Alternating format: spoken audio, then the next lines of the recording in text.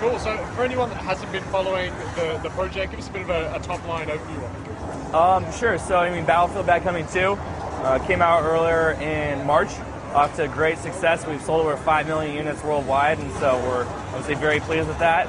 And, had great success. We've been releasing pieces of content for players called VIP map packs, and now we're kind of ready to come out with our big digital expansion pack, and that's Battlefield Bad Company 2 Vietnam.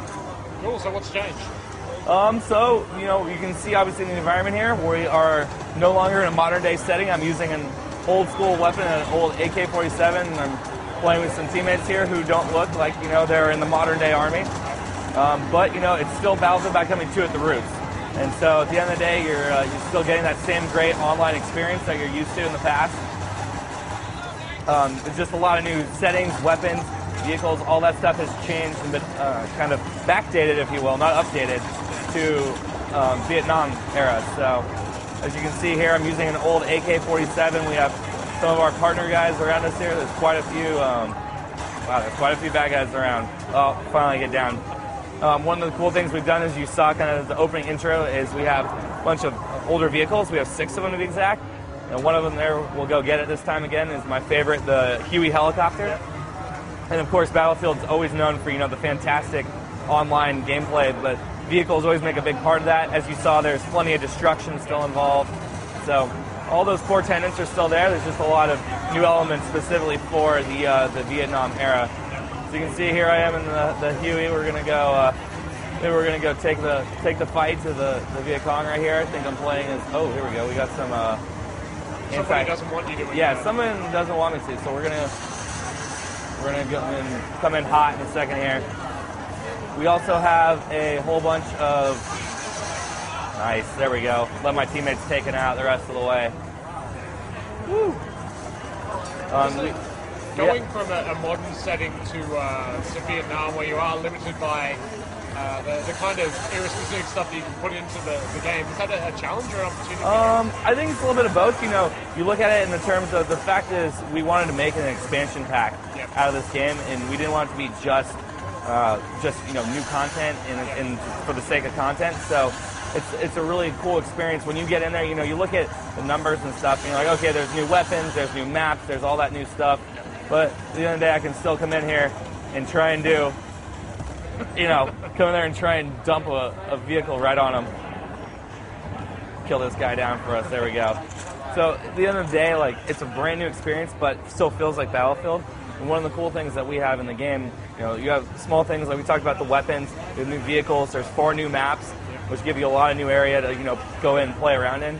But together, it feels like a brand new experience. So you have these great things like, the destruction of the vehicles, but you're getting in there using different weapons, and it really just feels differently. And you get stuff. One of the big things I've taken away is the dense foliage. You can come in and you snipe, and it's very different. You can sit in a big pile of bushes and shoot guys, and no one can really see you. Then you move to a different pile and you shoot them again. And in the modern setting and with the weapons that we have in the regular version of Bad Company 2, it's not quite the same. So it just opens up slightly new gameplay elements. One of the cool things that we have with Battlefield.com, we have a blog, and we post every time we do a major change or update. We post a lot of those changes, what they are. Slightly tweaking or balancing weapons is a really big thing. Making sure that something seems like it's slightly over or underpowered, you can adjust it, you can tweak them and tune them. And so I think that's one of the big things. If you look even back before the game came out, the betas that we ran, giving people the option to give us feedback on a non-final game, and then see those changes in action when they finally load the disc in a tray. I think it's not only rewarding for those players, but it's also very beneficial for everyone in the whole experience. We come out with a game that's already had testing on it in ways like that. So the Battlefield team always has been highly respectful and receptive to the community. So even more so coming in with this title in this game, I think a lot of people are excited about it, and in a lot of ways it's a good nod back to a older game that we may have made a handful of years before. Yeah. So what are you showing me that's new? So everything, like we talked about, the setting itself is new. We have the same modes that we've had in Bad Company 2, but this map itself is called Phu Bai Valley. And so as you can see, as we're talking about the dense foliage and stuff like that. We have 4 total maps, and there's good variety within those maps themselves as well. So this is just one of the many to show. And you'll recognize it's kind of traditional conquest mode. Oh, so now I'm going to switch to the gunner, see if I can. All right.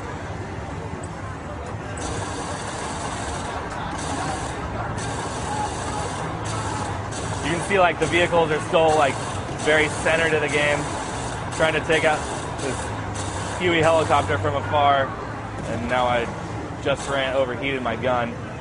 Uh-oh. Oh no! Oh. You can see like those are the great, what we call battlefield moments.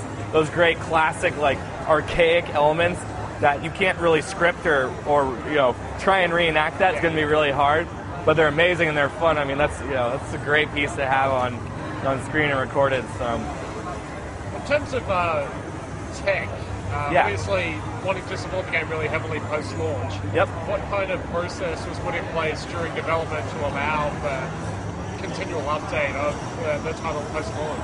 I mean, I think the first thing you're going to look at is what we did with the VIP map packs, and we rewarded a lot of our loyal customers, the guys that keep coming back, the ones that we know are going to be interested in the game, and we let them know that like, hey, all right, we're going to be giving you guys